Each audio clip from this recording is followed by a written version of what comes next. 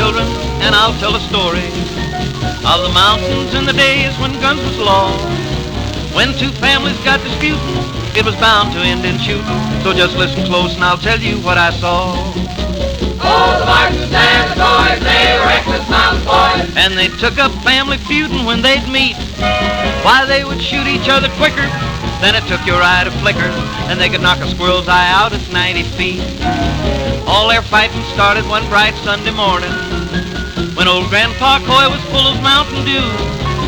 Just as quiet as a church mouse, he stole in the Martins' hen house, 'cause the Coys, they needed eggs for breakfast too.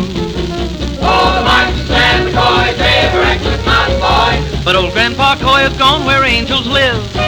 Why, when they found him on the mountain, he was bleeding like a fountain, 'cause they punctured him till he looked like a sieve.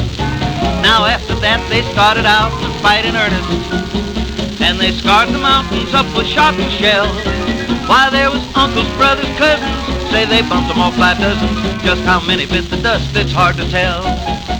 Oh, the Martins and the Coys, they were reckless mountain boys. At the art of killing, they became quite deft.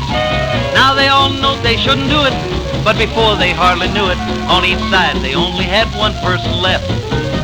Now the sole remaining Martin was a maiden, and as pretty as a picture was this Grace, while the one surviving boy was the handsome Henry Coy, and the folks all know they'd soon meet face to face.